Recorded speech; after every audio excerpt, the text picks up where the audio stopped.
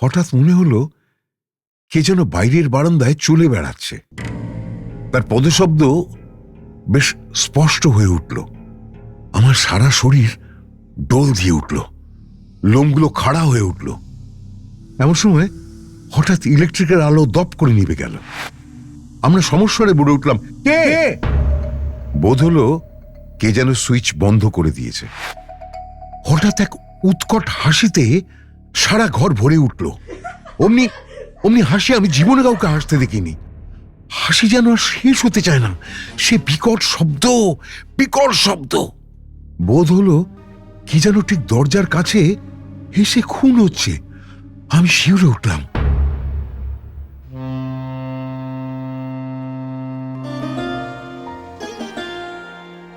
মনের বন্দরে দাঁড়িয়ে নোয়ার গল্প জাহাজ এখন শুধু গল্পের সাগরে পাড়ি দেওয়ার অপেক্ষা। এই ছাড়লো গল্প জাহাজ। উঠে পড়ুন শিগগিরই। রকমারি গল্পের 7 সমুদ্র পেরিয়ে চলুন আমরা যাই অনন্য এক আনন্দ সাগরে। নোয়ার গল্প জাহাজ। বিভূতিভূষণ বন্দ্যোপাধ্যায়ের গল্প ভৌতিক পালঙ্ক, পাঠ সন্দীপ দে। অনেকদিন পর সতীশের সঙ্গে দেখা। বেচারা হন্তদন্ত হয়ে ভিড় ঠেলে বিকেলবেলা বেন্টিং স্ট্রিটের বাঁ দিকের ফুটপাত দিয়ে উত্তর মুখে চলেছিল। সমস্ত অফিসে সবেমাত্র ছুটি হয়েছে। শীতকাল, আধো অন্ধকার আধো আলোয় পথ ছেয়েছিল। ক্লান্ত দেহে ছ্যাকড়া গাড়ির মতো ধীরে ধীরে পথ ভেদ করে চলেছিলাম। সহসা সতীশের জামাটা চেপে ধরে চিৎকার করে উঠলাম, আরে সতীশ যে! সতীশ সবিস্ময়ে আমার পানে চেয়ে বলে উঠল, খগেন, বাই গড, আমি তোমাকে খুঁজছিলাম। বললাম, তার প্রমাণ? তার প্রমাণ তো আমাকে ধাক্কা দিয়েই তুমি চলে গেছিলে আরেকটু হলে। ভাগ্যিস ডাকলাম। সরি, আমি এখন বিশেষ ব্যস্ত। হ্যাঁ, তা তো বুঝতেই পারছি। তা কোথায় চলেছ শুনি? তোমাকে আমার সঙ্গে যেতে হবে। বেশি দূর নয়, যাওয়ার পথে সব বলবো। আশ্চর্য! না না না না, না বললে শুনবো না, জোর করে নিয়ে যাব। ছেলেবেলা থেকে সতীশকে চিনি, কথা অনুযায়ী সে কাজ করে। আজ শরীরে কিছু বল থাকায় প্রায় ক্ষেত্রে সে বল প্রয়োগ করে স্বার্থসিদ্ধি করতে ভোলে না। অগত্যা তার সঙ্গে যেতে হলো।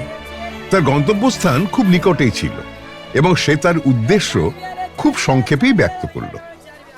সেদিন সকালে খবরের কাগজে বেচা কেনার কলমে একটি বিজ্ঞাপন ছিল। একটি অতি আধুনিক এবং রহস্যজনক চীন দেশীয় খাট অধিক মূল্যদাতাকে বিক্রয় করা হইবে। জগতে ইহা অদ্বিতীয়, সুযোগ হারাইলে অনুশোচনা করিতে হইবে। 2-3 স্ট্রিট। সতীশ তার পকেট থেকে বিজ্ঞাপনটি বার করে বললে, পড়ো।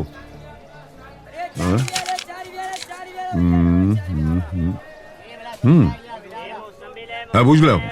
তার রহস্যজনক শব্দটার মানে কি? ওইটাই তো আমায় ভাবিয়ে তুলেছে। কোনো হদিশ করে উঠতে পারছি না। সতীশ চলছিল রাস্তার নাম দেখতে দেখতে। হঠাৎ সে লাফিয়ে উঠল, পেয়েছি! এই তো, এই সেই গলি। সন্ধ্যার স্তিমিত আলোকে সেই গলির পানে তাকিয়ে আমার সারা শরীরে কেন জানি না এক প্রকার শিহরণ জাগলো। চীনা পল্লী, চীনা আবহাওয়ায় রহস্যজনক খাট। সতীশের হাতটা ধরে বললাম, খাটে কাজ নেই সতীশ, চলো চলো চলো, ফিরে যাই। আমার বাঙালি খাট বেঁচে থাকুক। সতীশ প্রবল বেগে এক ঝাঁকানি দিয়ে উঠল, ভীত কোথাকার, এতটা এগিয়ে এসে কখনো ফেরা যাবে না। গলির মোড়ে ডান পাশে একটা নিম গাছ ভূতের মতো মাথা উঁচু করে দাঁড়িয়েছিল। ওদিকে ডাস্টবিনের মধ্যে থেকে যত সব অখাদ্য কুখাদ্যের উৎকট গন্ধ ভেসে আসছে। অন্নপ্রাশনের ভাত যেন ঠিকরে বার হয়ে আসতে চাইল অসহ্য যন্ত্রণায়। নাকে রুমাল চাপা দিয়ে কোনো গতিকে পথ চলতে লাগলাম। একটা দমকা বাতাস বিভ্রান্ত হয়ে আচমকা দক্ষিণ দিক থেকে ভেসে এসে আমাদের শরীরে যেন আছাড় খেয়ে পড়ল। মাথার উপর দিকে কয়েকটা বাদুর ডানার শব্দ করতে করতে উড়ে গেল। দুটো অভিভাবকহীন কুকুর এই অনধিকার প্রবেশকারীদের পানে চেয়ে বিশ্রী সুরে অভিযোগ করতে লাগলো। পথে আর জনমানবের চিহ্ন পর্যন্ত ছিল না। পাশে একটি চীনা ডাক্তারের বহু পুরাতন সাইনবোর্ড, তার উপরকার নরকঙ্কালের ছবিটি জীর্ণ প্রায়। কোথা থেকে একটি পিয়ানোর অস্পষ্ট সুর ভেসে আসছিল। শীঘ্রই আমরা আমাদের নির্দিষ্ট গৃহে এসে পৌঁছলাম। অমন বাড়ি আর আমি জীবনে দেখিনি। ইট বার করা পঙ্গু প্রায় বহু প্রাচীনকালের সাক্ষ্য নিয়ে দাঁত বের করে দাঁড়িয়ে আছে। হয়তো নবাব আলীবর্দী খাঁর আমলে এই বাড়ি ভিত্তি স্থাপন হয়েছিল। ভাঙা ফটক দিয়ে অতি সন্তর্পণে ভিতরে প্রবেশ করলাম। বাড়ির ভিতরে গিয়ে আমি তো অবাক হয়ে গেলাম। এত লোক এখানে কোথা থেকে এলো? যে নির্জন নিস্তব্ধ গলি আমরা পিছনে ফিরে আসলাম, সেখানে তো কারো ছায়া পর্যন্ত খুঁজে পাইনি। ভৌতিক কাণ্ড নাকি? সকলের মুখেই কৌতূহলের ছাপ বর্তমান। নানা জাতির লোক সেখানে সমবেত হয়েছিল। এতগুলি লোক, কিন্তু কারোর মুখে একটি কথা নেই। ছুঁচ পড়লে পর্যন্ত তার শব্দ শোনা যায়। ঘণ্টাখানেক পর একটি বৃদ্ধ মোটা চীনা আমাদের পথ প্রদর্শন করে নিয়ে গেল। তার মাথার একটি চুলও কাঁচা ছিল না। তার সামনের ওপরের দুটি দাঁত সোনা দিয়ে বাঁধানো, আর বাঁ হাতের উল্কিতে একটি ভোজালির ছবি। সে আমাদের ইশারা করে অনেকগুলি ঘর পার করে সেই ঘাটের ঘরের দিকে নিয়ে গেল। বাড়িটি একটি দুর্ভেদ্য দুর্গের মতো, চারিদিকে গোলক ধাঁধা। হ্যাঁ, খাট বটে। অমন খাট আমি জীবনে আর দ্বিতীয়টি দেখিনি। খাট আমি অনেক দেখেছি, কিন্তু ঠিক এইরকম আশ্চর্য চীনা খাট সেই প্রথম এবং শেষ দেখলাম। তার অপূর্ব ভাস্কর্য, অপূর্ব কারুকার্য। একপাশে ভগবান বুদ্ধের ধ্যানগম্ভীর প্রশান্ত মূর্তি। আয়তনাকারটি বিশেষ বড় নয়, দুটি মানুষ বেশ আরামে শুতে পারে। আবার আশ্চর্য, সেই খাট বাড়িয়ে 10 জনের জায়গা করা যায়। দেখে চমকে গেলাম। সকলের সঙ্গে দর কষাকষি হতে লাগলো। ওই সামান্য একটা কাঠের খাটের প্রতি সকলেরই মন আকৃষ্ট হয়েছিল। কেনবার জন্য সকলের কি সে ব্যাকুলতা! দাম হু করে বাড়তে লাগলো। শেষে সতীশের ভাগ্যেই ওই খাটটি জুটল 1500 টাকায়। সেই খাট নিয়ে বাড়ি ফিরতে সতীশের প্রায় 10টা বাজল। যে দেখলো সেই বলল, চমৎকার। সেখান থেকে খাওয়া দাওয়া করে আমি বাড়ি গেলাম। সতীশ বলল, আবার এসো, নেমন্তন্ন রইল। তথাস্তু বলে চলে এলাম। আমি যাওয়ার আগেই পরের দিন সকালে সতীশ এসে হাজির। উস্কো খুস্কো চুল, মুখ শুকনো, চোখ দুটি জবা ফুলের মতো লাল। দুর্ভাবনায় আর দুশ্চিন্তায় হয়তো সারা রাত্রি ঘুমই হয়নি।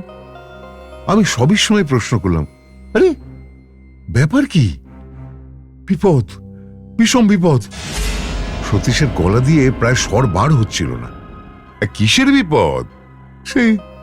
সে খাট। একটা কিছু যে হবে তা আমি আগেই বুঝতে পেরেছিলাম। কেউ কখনো খাল কেটে কুমির নিয়ে আসে? হাজারো কোটা একটা রহস্যজনক খাট। পূর্বরাত্রের ঘটনা সে সবিস্তারে বর্ণনা করে গেল। সারা রাত্রি সে ঘুমাতে পারেনি। ওই খাটের ওপর সে শুয়েছিল। হঠাৎ মধ্যরাত্রে তার মনে হলো কি যেন খাটটা নাড়াচ্ছে। উঠে সুইচ টিপে আলো জ্বেলে দেখলো, না, খাট ঠিকই আছে। আবার শুয়ে পড়ল। আর খানিক পরেই ঘুম ভেঙে গেল।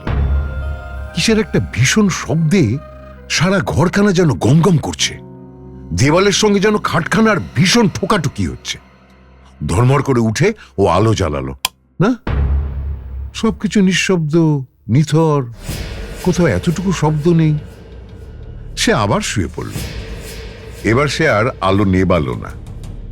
ভোর রাত্রেকার দুর্বোধ্য আর্তকণ্ঠের বিলাপ ধ্বনিতে তার চেতনা ফিরে এলো। কে যেন খাটের পাশে বসে বিনিয়ে বিনিয়ে কেঁদে মরছিল। আমি বলেছিলাম তো তোমার প্রথমেই, ও খাট কিনে কাজ নেই। যেমন তোমার রোগ, এইবার বোঝো। সতীশ বলল, দেখো খগেন, তোমায় অত বুঝিয়ে বলতে পারবো না। ওই হতবাগা খাটখানার উপরে এমন মায়া লেগে গেছে না, আমি কি বলবো। আমি ওকে ছাড়তে পারবো না কোনো মতেই। তবে মরো ওই খাট নিয়ে।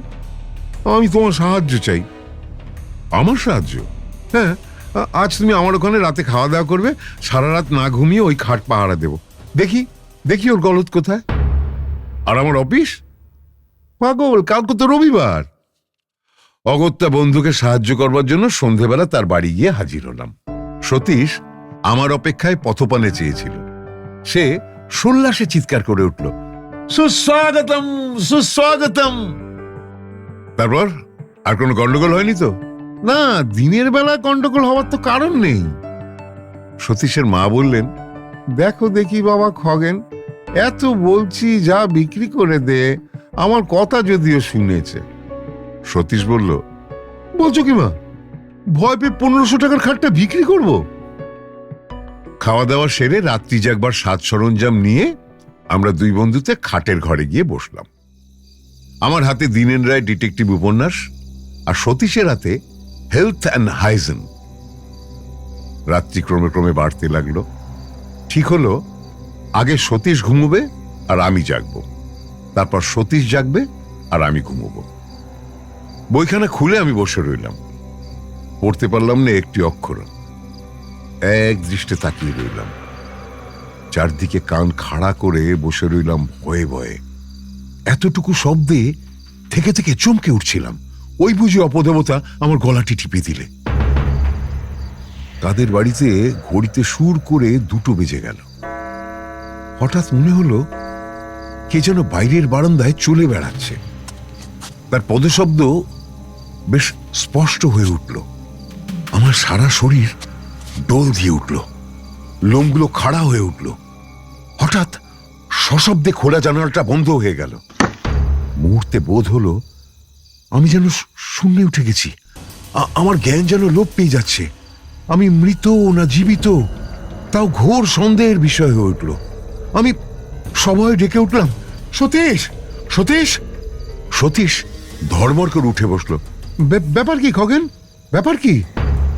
ভয়ে ও বিস্ময়ে আমার মুখ দিয়ে কোনো কথা বেরোলো না। সতীশ আমার 2 কাঁধে হাত দিয়ে নাড়া দিয়ে ডাকলো, খগেন, খগেন। আমি আঙুল দিয়ে কপালের ঘাম মুছে বললাম, ওহ, যা ভয় পেয়েছিলাম। হ্যাঁ, তা তো বুঝতেই পারছি।